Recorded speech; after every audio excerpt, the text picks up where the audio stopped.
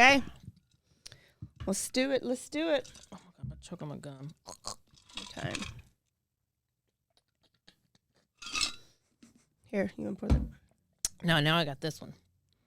My margarita style rancherita. Rancherita. HEB, a whole pack of them. They're a bunch of different flavors. Yeah. Remember I had because they have like spicy and pineapple. What was the other one? Mango. Yeah. Yeah, they're good.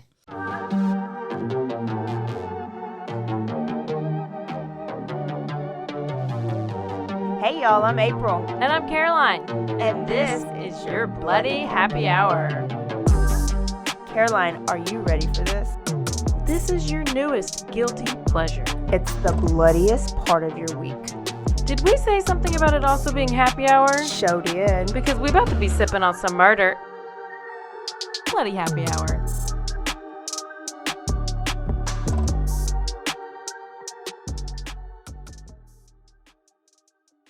Hey y'all, this is April. And this is Caroline. Welcome to the show. Did you just smell the mic? Yeah. Do you know how many other nasty face parts have been on that mic? And you're making out with it. Oh, This is your Bloody Happy Hour, y'all. Welcome to the show. It is Thirsty Thursday, and this is when we bring you a full episode, and it is Caroline's turn today. Mm-hmm. And, you know, I'm sipping on some rancherita, so I'm doing really good. How about you? You're sipping on your TikTok wine? Yeah. Tell us about this TikTok wine. I've heard about this TikTok wine. My brother-in-law was like, hey, have you tried that wine on TikTok? And I was like, no, what is it? And he was like, I don't know. It's supposed to be really, really strong. So it's all you got to tell me. Yeah. So then I go to the liquor store, and they just ordered a big old box because it's falling off the shelves. And I got it, and it's just... I mean, it's real sweet. It's like a dessert wine. It's very thick. But it has 18% alcohol by volume. And I have not seen a wine with this much. The highest I've seen is like 15%. But you had this the other week, and how was the next day? Fine. But and I only drank half the bottle, though. Was it strong? No. That sounds like a ripoff. Or or I drink too much. Or you're gonna end up like Natalie Bullia because you drink too much, and that's why you ended up in the river. And they'll say it's suicide. No. Or it's because I always get doubles every time I order like a drink. You have to. It's like a waste. And when I make them at home, it's like 4 shots. Yeah, you pour it and you count 1, 2. I just pour it until I can see it over my eyes. Yeah. And then I get the cap of whatever I'm mixing it with, if I'm mixing it with. So say it's like pineapple juice. I just pour the pineapple juice in the cap of the thing and just dash Instead it of in measuring the shot, you measure the mixer. Alcoholic. Yeah. It's all right. Yeah. This is why I can't pay my taxes. Guys, just somebody be on standby if we need a liver. How about that? Yeah, that would be the nice thing to do. I would maybe accept it. Yeah. Wow. Okay. Where are we going? Tell us the story. Let's get to it. We're going to church. Church. What type of church? We've picked on every religion, so. Well. What religion are we picking on now?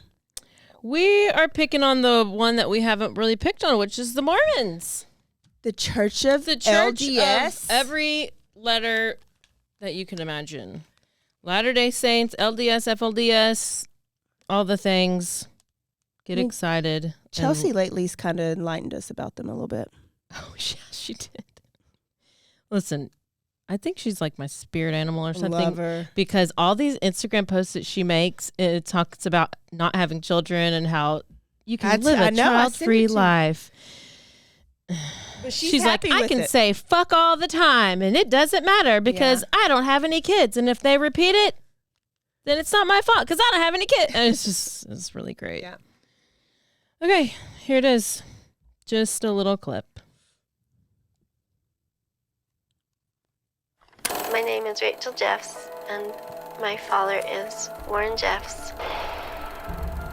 Warren Jeffs is the FLDS leader and prophet. He is considered next to God in our religion. My father has around 80 wives, and he has 53 kids. Oh, that's all we get. Oh my goodness. So that's just a little preview of what's going to be talked about. So we're starting with the FLDS and this guy named Joseph Smith. Okay. Is it okay? Yeah.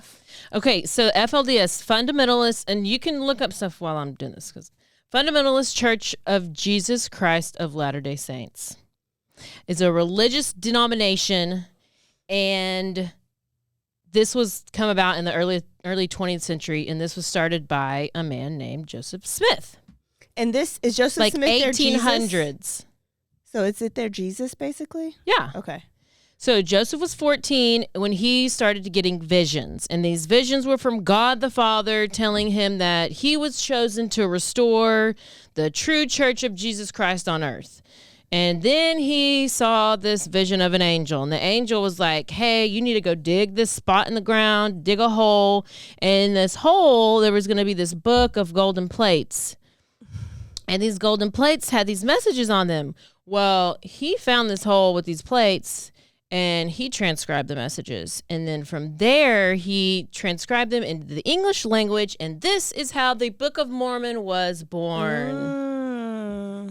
Oh. Isn't it so convenient? He's the only one that knew I mean, it's amazing. that language. He's very talented. So once Joseph started publishing he started publishing a book about the Book of Mormon, right? So then he started getting all these thousands and tens of thousands of followers. And he didn't even need to use social media. Just word of mouth. Must have been a good book. Yeah. So this is whenever they deem him as the prophet.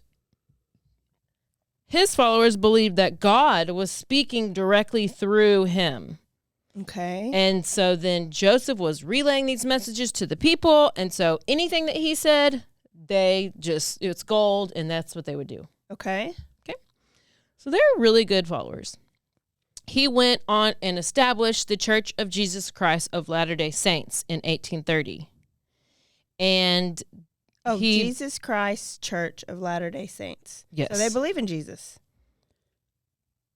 And he became their first president of this church. Okay, so this is your history. This is the beginning.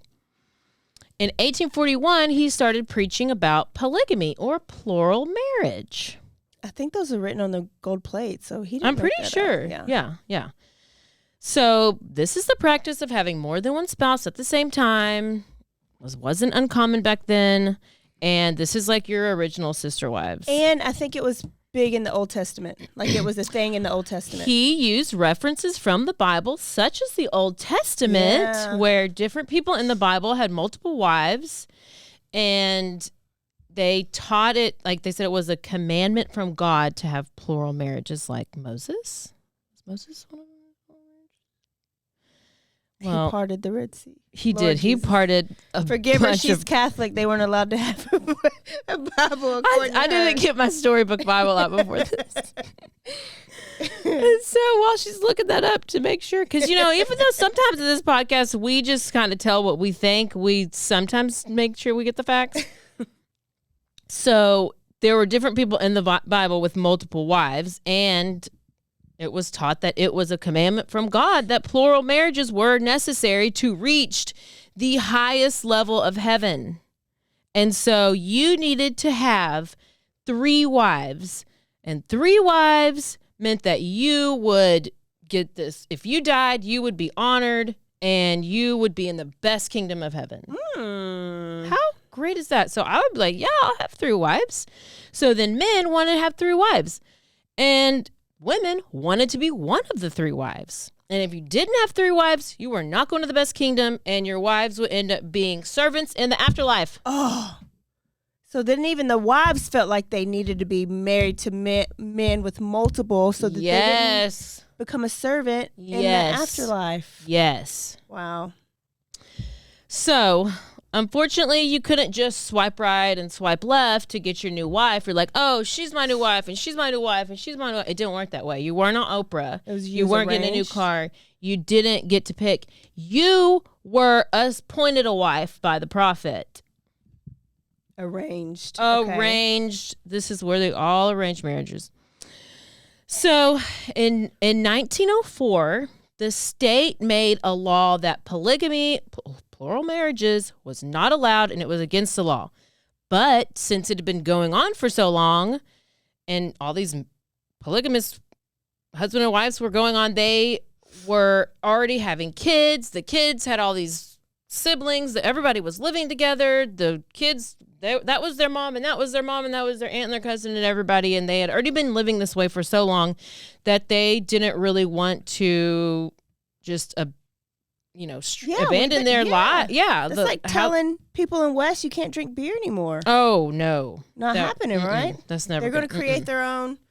Oh, wait, they've already done that. Create their own community where only they can live there. Yeah, that's true. It's all facts. And drink beer. Yep. And so then, here's the state just trying to rip these families apart. Okay, that's what the state does. So the church agreed with the state and did not want to go against the government.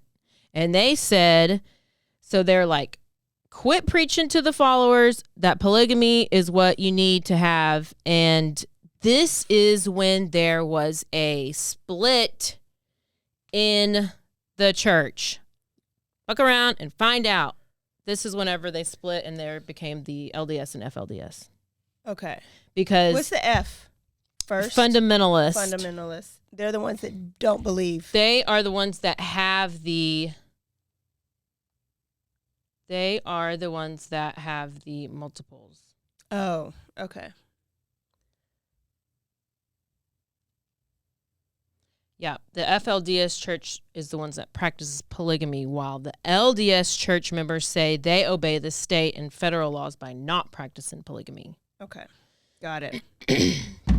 So, one side goes with the state, one side goes without the state, so they're splintering. The church is splintering. So, then we roll around to 1986, and I will introduce you to Rulon Jeffs. So Rulon Jeffs joins the church as a young kid, and he eventually rose to become the leader or the president of FLDS. So he was like, okay, I'm okay with 3 wives, but actually that's not enough. I need more. I need a few more. Never enough.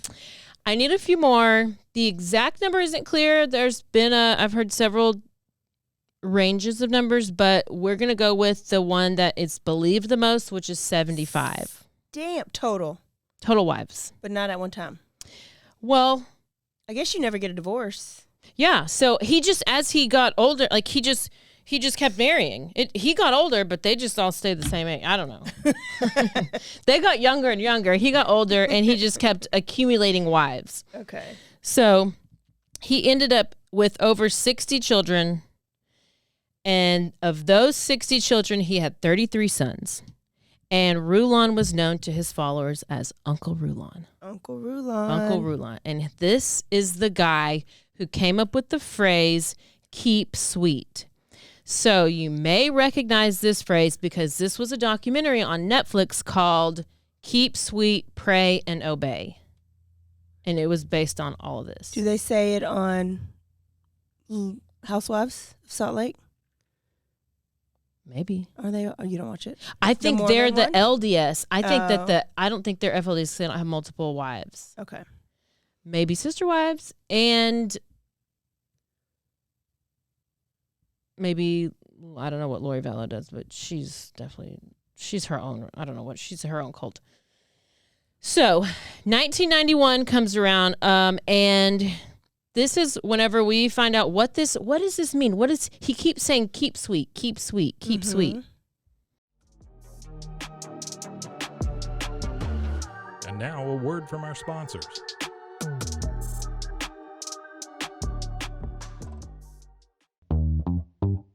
Hi, and welcome to Bustles and Bangers with your hostess, Rachel and Christopher. I love it when you say my name.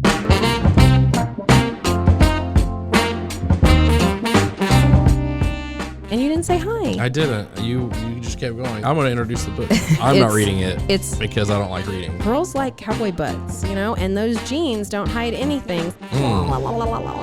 Find us on Instagram at Bustles and Bangers or on roguemedianetwork.com. Hola, yo soy Jackie. Y yo soy Jessica. Y esto es Zona del Crimen.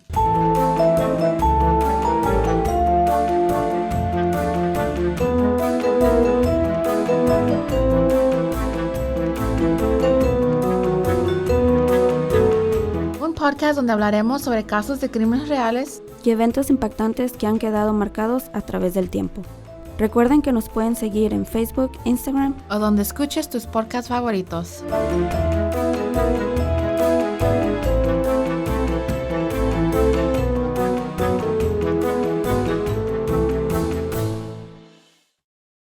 Hey, I'm Blair. And I'm Brittany.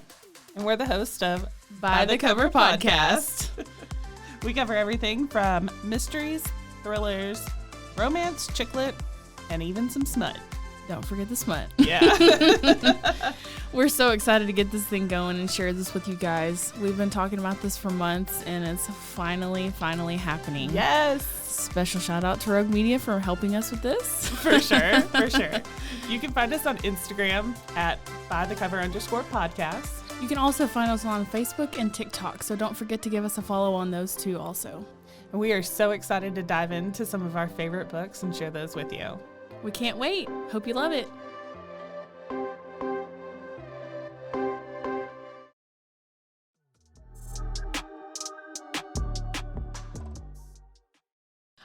This is what keep sweet means. It means to keep the Holy Spirit of the Lord until you are full of it. Only those who will have it survive the judgment of God, which are about to be poured out. Keeping sweet no matter what, no matter life or death, as we approach the day of the great judgments, better to go over the earth. Let us all keep it. Do not turn it on and off. It must be a permanent thing in our very nature as part of our character.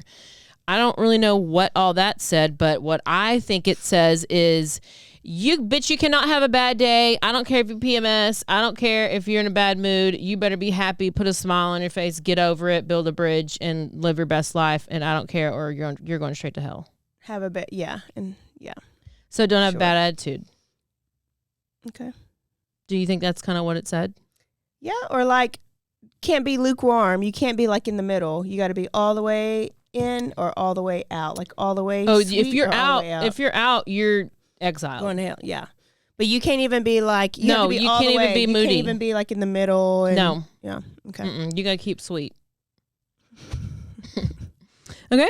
So the FLDS people lived in complete isolation. They had no contact with the outside world. They don't know about the Trump rally that's happening this weekend. They don't know about any elections. They don't know about Hunter Biden drinking his White Claws in the hot tub with the...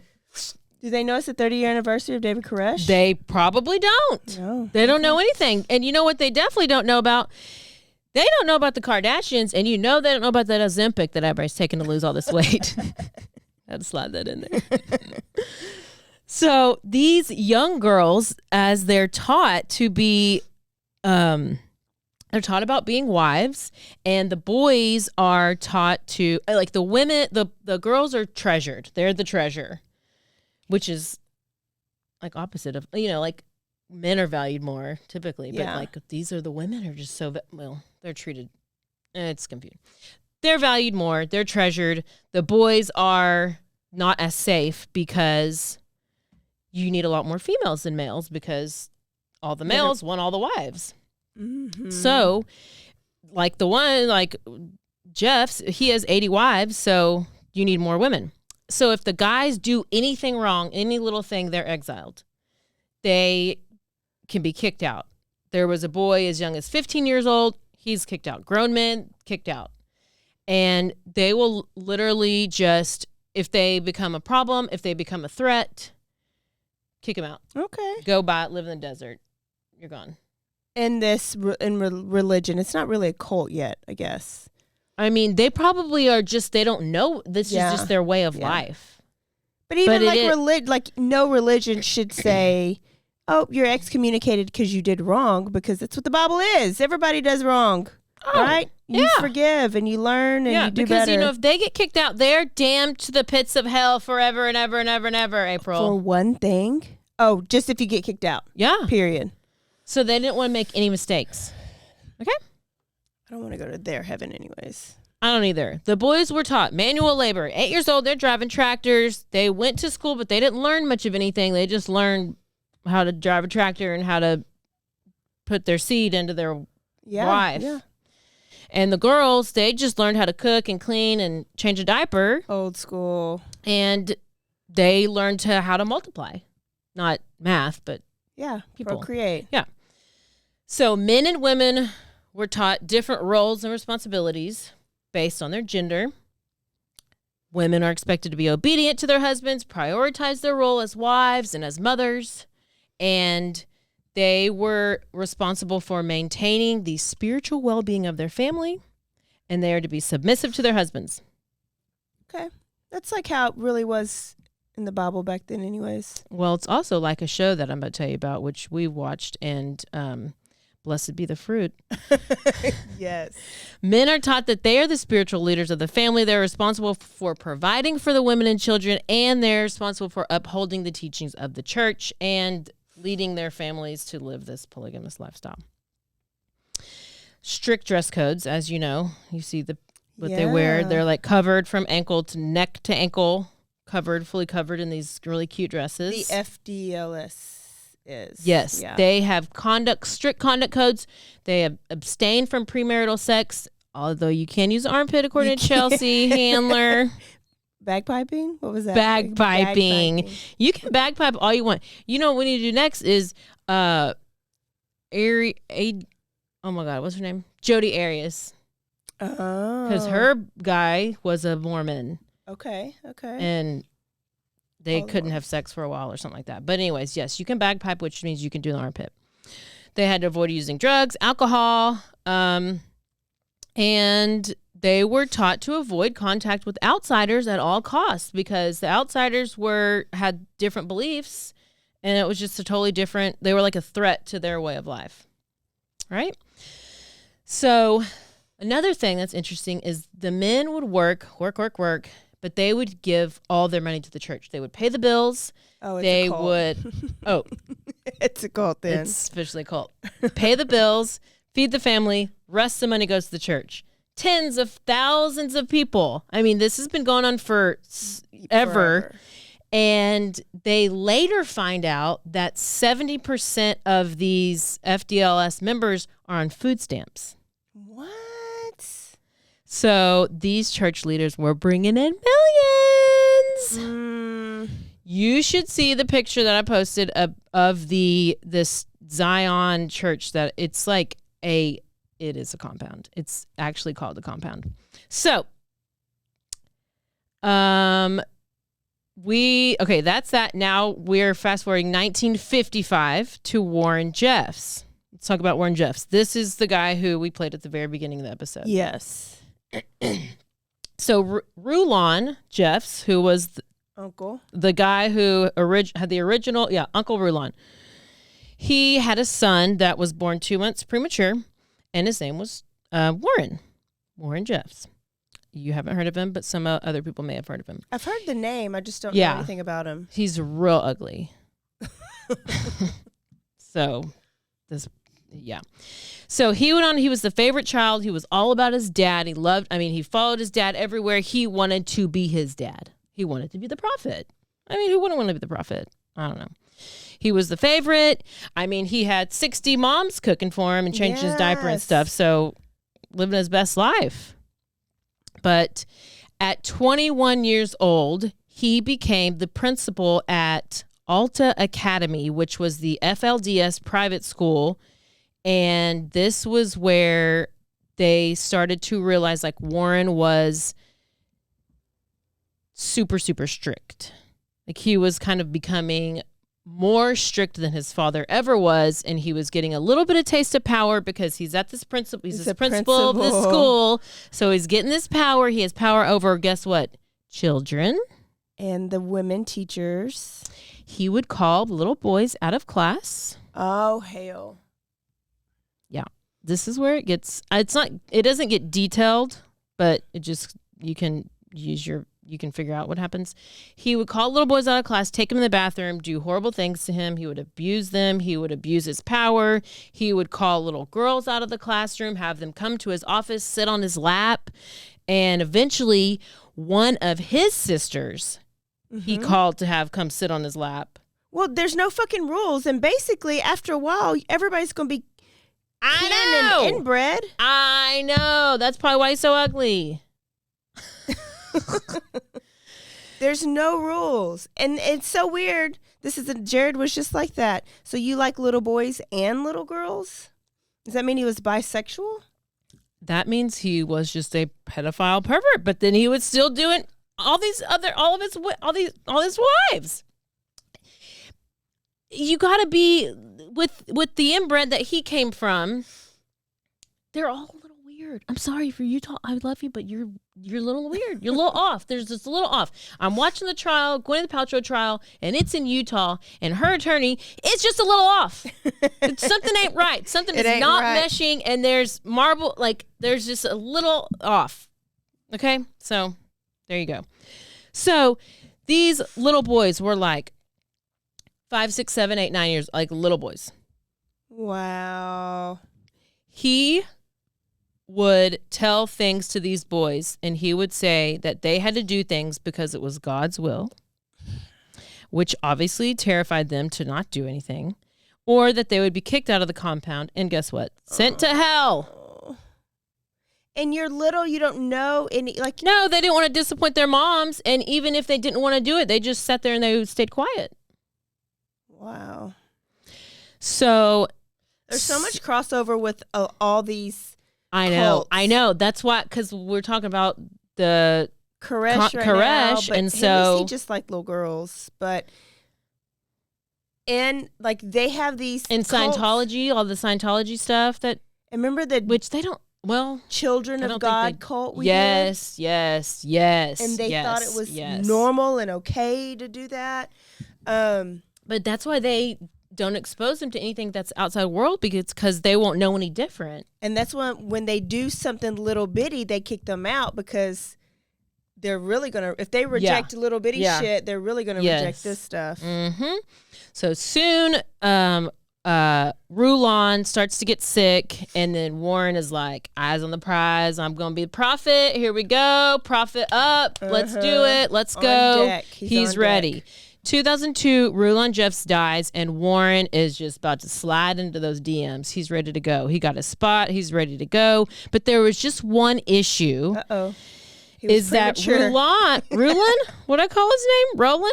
Yeah, it doesn't matter. Whoever. He told all of his followers that he was going to live till 150 years old. But he's 92. So everyone's real confused. And they're like, bitch, we're waiting for you to come back to life. You said you were going to be here for 150 years. So they had to fake that he was alive like they did Nettles. Oh, okay. I feel like Applewhite and them did that. Applewhite's still up there. He actually, I think he came across a couple months ago, right? Didn't he come across with that China balloon? So everyone was confused. They were waiting for him to come back to life and be reincarnated. They're like, surely he's going to come back. Oh, but this is whenever Warren starts to tell people that he is his father reincarnated. Oh. His father was reincarnated through him. And some people believed him, and some people did not believe him. But they were too scared to say anything because they'd be going to hell. What are you going to do? Yeah, you can't leave. They would be sent straight to the gates. Straight to the gates. And if you think this is crazy, just wait. It gets worse. So Warren is taking over. He's becoming the prophet. But what happens to all of Rulon's wives? They get to marry Warren. Oh, their son? Don't tell me. Wow, so the women that raised him become his wives. His ass. Yes. So he's sleeping with his mamas. Listen, this is... Ew, David, ew. And there's still these people in the world that think this is okay. I'm telling you. And it even gets worse. I can't. It's literally getting worse every second I even read this again. But Warren was so much more strict than his father. He was on his high horse, and he's also suffering from inbreededness. And that is my new word. So he changed up a lot of things, and they went along with it because he's a prophet, and they didn't want to set the prophet. So he took over all of these wives except for 2 of them. One of them runs away and escapes, but I'll come back to her in a little bit. Okay. So now we're in 2003, and this is where we talk about the Zion Ranch. Okay. This is when the people from some of the Utahns and I guess it's all kind of like, what's that like Arizona, Colorado, Utah, New Mexico, aren't they all right kind of there? Well, anyway, they are. Y'all know us in geography. But then they try to move to Texas because I don't know why they try. Everybody's trying to move to Texas. So did Marshall Applewhite. So did David Koresh. And I feel like so does everybody from California. Children of God cult. They were in Texas for a little while too. There's so much land. There is so much land. So land. This is where they decided to build the Zion Ranch / compound. Nice. In what city? El Dorado. So that's like near San Angelo. 17,000 acre property. And they told the state, be lying to our state. It was a hunting lodge or a hunting retreat. But this is no Moselle. This is no Murdaugh Moselle. It looks like a it's a cathedral. Yeah. A compound cathedral. So this was really built this whole new compound was built to move everybody from their homes into this property. They were told to sell their houses, sell their businesses, and they were told to move to the compound. So they had to move all their shit from Utah, bring it on. Actually, I guess they just bring their dress. Their 4 dresses. Their 4 dresses. 5. 5 every day. Maybe they have 7. They had to bring their dresses, and they don't even have vibrators, so they're just bringing their dresses. Mm-mm. And so here they go. If they don't come, then they'll be damned to the fiery pits of hell, straight to the gates. So that's what they had to do. That was 2003. So in 2004, Warren exiled 20 men. I guess they were acting up. Well, he's like, this is more poontang for me if I get rid of these men. Yes. So then these families had to be rearranged. So these dads are being stripped from these kids, right? They're leaving, and they had to they're like, oh, you were uncle, now you're dad. You were cousin brother, now you're dad. Wow. And so all these families were all jacked up. They're like, call him daddy, call him daddy, call him daddy. Call me daddy. Probably. So around this time, this is so sad. One of Warren's nephews, a guy named Brent, he filed a lawsuit against Warren for sodomizing him as a little boy. Ooh. He left the ranch and he wrote a book called The Lost Boy. Oh, I think I've heard of that book. Which this is about the men who were kicked out and how his dad, I guess, was one of them. So then he was a lost boy because he didn't have his father anymore, right? Oh. The guy writing the book was the boy who had his dad stripped away. But his daddy had to go. Yes. Okay. So he talked about how he didn't feel special as a kid because he had 20 other siblings and you just felt like you were just part of the crowd, just in line, you were just invisible, nothing. So that's just a little tidbit. One of Warren's marriages that was arranged was it Warren's marriage? It was a 14-year-old girl. David Koresh. Or just one of the arranged marriages was a 14-year-old girl who was supposed to marry her cousin. Oh, this was a marriage that Warren arranged. That's what it is. Okay. So it was a 14-year-old girl. She was supposed to marry her cousin. She cried and begged. She did not want to marry her cousin. Her and they cousin couldn't get married because now it's her brother. They probably don't even care. They don't even care. But Warren was like, she went to Warren and she's like, please don't make me marry my cousin. I do not like him. He's mean and he's probably gross and he probably has like black teeth. I don't know. He was like, no, but you're marrying your cousin. Wow. She hated her cousin. Obviously, he made her marry her cousin. But guess what? She ran away and she escaped the compound. Yay. She ended up contacting the police. Good. And a warrant was put out for Warren's arrest. And you can't play in Texas. Oh, no. So the cops had been suspicious for a while. What year is this? 2000. I think we're maybe in 4. Okay. But look it up. But it's recent. Like it's 2000. Oh, yeah. Because this was what led to this is what led to the soon coming raid, the upcoming raid. Okay. So she escapes, and you could look up when Warren Jeffs was arrested. Let's see, I might have it.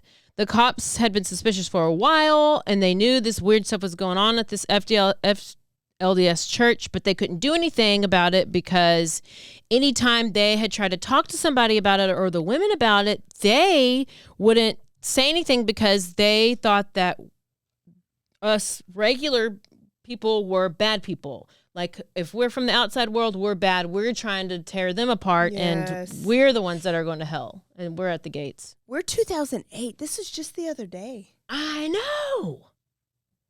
I'm sitting here obsessed with David Koresh, and that was 30 years ago, and this just happened the other day. Because it's and so... in Texas. Yes. I didn't realize they came to Texas until, like, probably an hour ago, and then I had already forgot. But now I remember. Look at me go. So Warren is now on the run. Okay. Because the cops came in, they tried to arrest him, and he's like, oh, it's almost like Koresh. It's like Koresh just wouldn't hid with his guns, except Warren took like an escape route and got out of there. He had tunnels too. Yes, he had tunnels. So he goes on the run and he tries to escape. But guess what?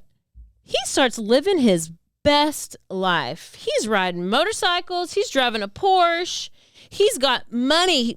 Like, he's going to strip clubs. Where's he now? He's on the run. Just going. He's just trying not to get arrested. Okay. All of his followers are over here praying for him at the compound. Sending him cash money. Yes, sending him cash apps. Definitely sending him cash apps. They believed he was being persecuted because he was the chosen one and everyone was out to get him. So this made them believe in him even more because the cops were trying to get him. And they couldn't. And they would gather up all their money they had just to send him money, and he could live his best life. It was fully funded. Man, we should have started a cult. I don't think it's too late. So this douchebag Warren ends up on the FBI's most wanted list, like right next to Osama bin Laden. That was great. Osama 1, Warren Jeffs 2. So remember the escaped wife? Yes. She starts talking. And she also gave stories about what happened at the compound. And she gave stories about like Rulon versus Warren. And the difference. Yes. And she was telling how Warren is now the prophet. This is where blessed be the fruit comes in. She said they had these guys that were known as seed bearers. And so, Handmaid's Tale, the seed bearers were said by the prophet to have the best bloodline. So the prophet would tell them where they needed to go to sow their seed. And they would go into different men's homes and plant their seed into wives. And while they did it, their wives would have to hold hands of their husband while the seed bearer came to plant a seed. He was a voyeur. Did he go and watch too? I don't know, but this is literally Handmaid's Tale. Blessed be the fruit. What was the other saying? Praise be. Praise be.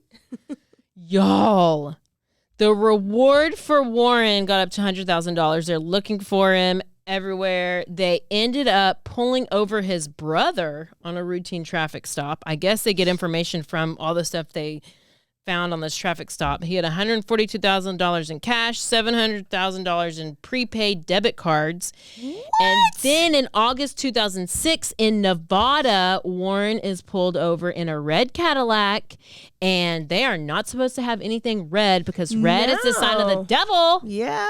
And he's driving this brand new Cadillac, like the year, it's like a 2007 Cadillac, and it's 2006. So he had 4 computers, $50,000 in cash. Just traveling with them in his caddy. One of his wives, she needs to be hanged and beheaded. 16 cell phones, 3 wigs, and a partridge and a pear tree. No, he didn't have that, but he did have 3 wigs and several disguises. And he gets taken into custody. So at this point, he's now running the church from jail. That leads me to know that he knew he was doing wrong. Yeah, if you're running away and you got, why do you need 16 cell phones? I don't know. And all this money. They just kept sending money. Why are you running? You're doing the Lord's work. Yeah. Why are you running? He knew he was wrong. He knew he was wrong. So he's running for the church. People are funding him. They're writing him letters. They're writing books. They're doing all these things. He's there in prison. 2007, he tried to kill himself. He was not successful. Oh, I guess suicide's allowed in the church of FLDS. I guess so. Might as well. In 2008, a domestic violence hotline got a phone call from a girl who said she was 16 years old and that she was living at the Zion Ranch compound.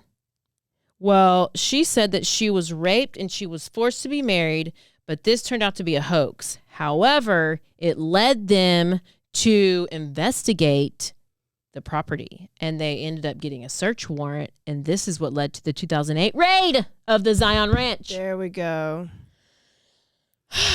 Love it when it connects like that. I just love it. So this was a large-scale operation. Listen to these numbers. 462 children. No. They thought there was 500 people total. And there's 462 children. There was 25 mothers under the age of 18. 53 girls between the ages of 14 and 17, and 31 of those 53 were either pregnant or had been pregnant before. Between the ages of 14 and 17, 31 of those are pregnant. Wow. And you know, I was watching, I've only watched one episode of the Koresh one, right? Mm-hmm. There's a woman that's part of this. It's Apocalypse. Waco, it's American Apocalypse on Netflix. Mm-hmm. It just came out, right? A woman that was one of the main women, like David Koresh's main women. She's still saying HBIC. Right now, to this day, mm-hmm. like just recorded yesterday, that kids are an adult at 12 years old. So she was like, everybody's saying that he was a pedophile and this was rape, but oh hell. Those girls are an adult at 12 years old in God's eyes. Where did you pick 12? Where did this bitch pick 12? I don't know. Where do we pick 18? Well, I'm not defending her, but that's David Koresh's rules. Yeah. Right? Yeah. At 12, they're old enough to make the decision. So these are a bunch of pedophiles that use the Bible so they can be pedophiles. And they brainwash these. You ain't a pastor, but you once again speaking the truth.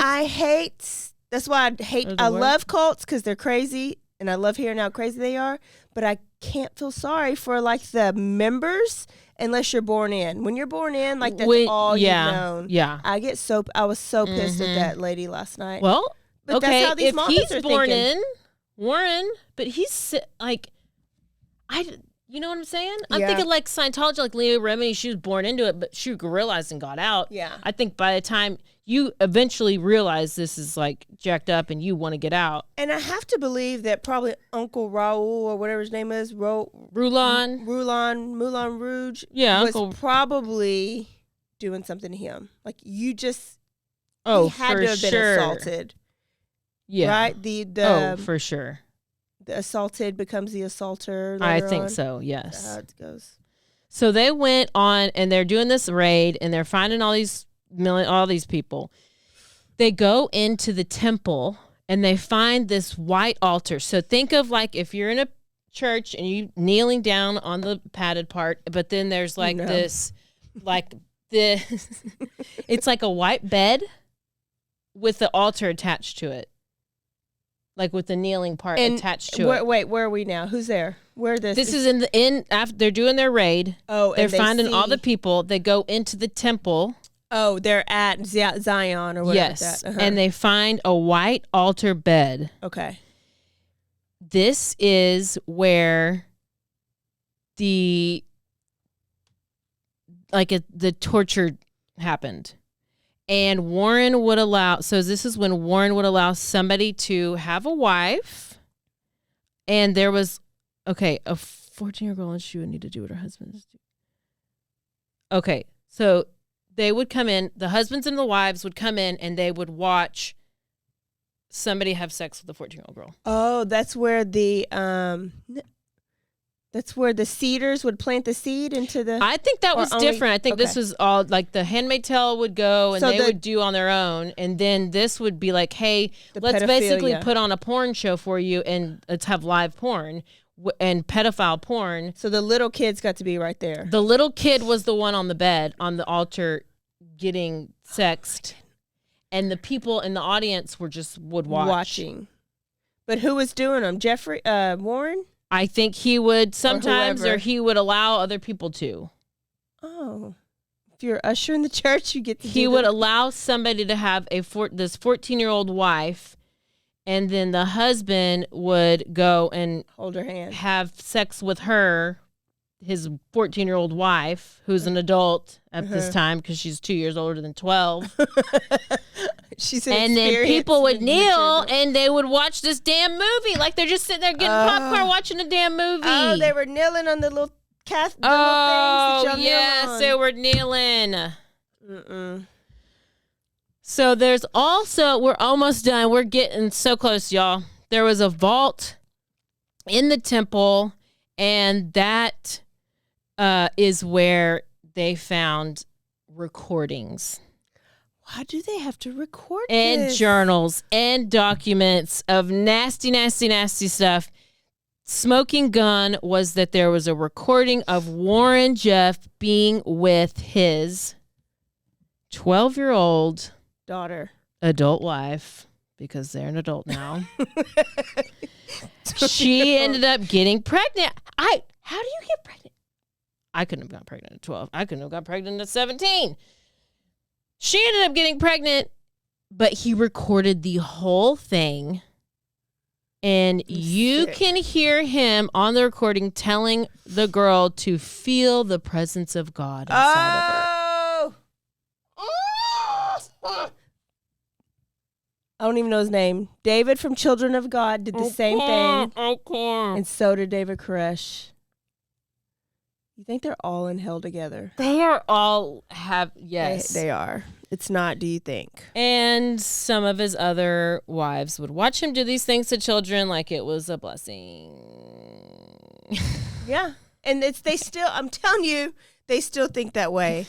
He ended up getting convicted 20 years plus life, and he's still there. He's still in prison. How did they catch him? He tried to be in a coma. He tried to put himself in a coma because he's trying to fast. He got himself in a coma because he's trying to fast and do all this bullshit. And he looks like he has whelps all over his face, and he looks like he has like smallpox or some bullshit. I don't know. Lesions. He's just so disgusting looking. And how did they catch him, and where did they catch him? They caught him in Nevada. Remember, he's just cruising, going to strip clubs, driving around his red Cadillac. Right. And he had all that shit on him when they caught him. Yeah, all that money. Yes, and then his wife, and then the girl called in the hoax call, and that's how they got to the Zion Ranch, and that's when they found all the altar and all the kids, and then the videotapes. And that is the story of, and there's another part of the story. Like, there's a lot more that can we could go away into more detail, because there's another part where, and this just happened recently. I don't know too much about it. I just heard about it a little bit, but there was this trailer. This truck was driving a trailer, and a passerby that's on the road saw fingers coming out of the trailer. This wasn't long ago, and they ended up calling the cops. They pull over this trailer. There's like, I remember seeing the like body cam footage of 3 women in their dresses, and they're like, no, there's nothing wrong. This is normal. And it was this. They end up arresting the guy, and he was part of this, but I can't remember much more than that. But like I said, we could do a whole nother episode on this and get a little bit deeper.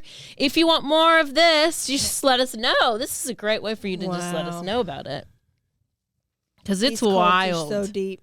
It is wild, and it is interesting. And I feel like it gets because bigger it's and like bigger. a different life. I mean, it is a different life. It's like why we're interested in murder and true crime, because it's totally like nothing you ever can imagine. And we had no idea that was happening. Like, we had no idea there was a functioning cult until that the thing is person so escaped big and told. Yeah. Right there in San Angelo in 2008. And it's just the same thing with Koresh. And I think they knew about Jim Jones and were kind of watching them. But anyways, I feel like it gets bigger and bigger. So there's probably some cults going on right now. Oh, that will later be news. This is what I want to do. And we'll outdo this one. I need you. I think if y'all want me to go kind of be a tester, a cult tester. No, bitch, we'll never get you back. I will totally test it. I'll tell you all about it. We would never get you back. You're right. I am the most susceptible to a cult. I'm surprised I'm not currently in a cult. It's probably because I like to just sometimes be by myself. Yeah, and that I would be did. the only thing. Yeah. So I'm like, oh, I don't really feel like seeing anybody, or I just want to sit at home and paint, because now I'm painting. I'm over puzzles. Screw the puzzles. Are you painting the puzzles that you complete? It's a paint by number. Is it real paint? Yes, it's real paint. And these is it acrylic paint? I don't know. I don't know what the fuck is acrylic paint. It's just, I know it's real tiny circles that you got to paint the little tiny brushes, and when one little bristle goes astray, you got to cut it off. You got to cut off the bristle. Listen, I can't get this bitch to remember all her Dirty Chad stories, but she can paint and do trillion piece puzzles. No, but you know how long it takes me to do a damn puzzle? At least 6 months. Because I one piece, bye. Oh, I couldn't leave it out all the time, though. I live my best ADHD life. I'm like, oh, I think I'll puzzle a little bit. Oh, I think I'll watch YouTube. Oh, I think I'll work on my story. Oh, I think I'll go walk around outside and sit outside and watch basketball. I mean, what? And then I'll paint. And then now she paints. Or I'll have a dance party. Or I'll do a TikTok. Or you'll turn into a queen. Or I'll start posting on Instagram, or I'll be a towel queen. Who's to say? You never know. Oh, my goodness. So there you go. There's a little bit of FLDS. I think we might have to do more. It was so good. Mormons. And there's still people out there that think like this. I know. There's probably still out there waiting for Roulon Rouge. What's his name? Uncle Roulon Rouge. I think that's a good name for him. To come back and save everybody. They're waiting on David Koresh to come back. I'm waiting on and Marshall save everybody. Applewhite. You're waiting on Marshall Applewhite. I am dedicated Bonnie to his Nettles. return. I liked the idea of the Nike shoes. I thought it was kind of hip of him. Yeah. He seemed like a fun guy. He seemed to have with that goofy picture, he seemed like he was like a little aloof. He was probably an Aquarius. You can't screw in his heaven, though. So what are you going to do about that? Remember, they had to all castrate and like... Oh, yeah, that... Well, you just be lesbian. Fine. All right, y'all. We hope you enjoyed the cults. You're going to have some more coming because it's cult season. It is. It's cult season. It's cult season. Who should we do? We've been asked about Jim Jones a couple times. It's so big. They're all so big. I know. That's why I know. Because this is so big, but I did not go hardly into the detail you could, or else we'd be here for 4 more hours. What episode is this right now? Did we just 95? Okay, Gainesville Ripper was 94. what we just did 95. Is 95. In 5 more weeks, we're going to hit 100 episodes. What are we doing? We have to. Is somebody throwing us a party? We're throwing ourselves a party. We're throwing you a party. Y'all, we are going to celebrate. We're going to celebrate because it'll be around our 2-year birthday, our 2-year birthday. Oh my gosh, we're 2 years old. And it'll be around the 100th episode. So you're going to get something special. We're still brainstorming for that. But look forward to a Bloody Happy Hour party, mixer, show, all in one. Details. You better be following. Get ready. Pay attention. Go follow. Go rate, review, subscribe. And so you will not miss any updates. Yes. And most importantly, don't forget to... Stay aware. Stay alive. And always be DTF. Never join a cult. Ever. And you're not an adult at 12 years old. Want to join a cult and you hope to get invited soon. Bye-o. Bye.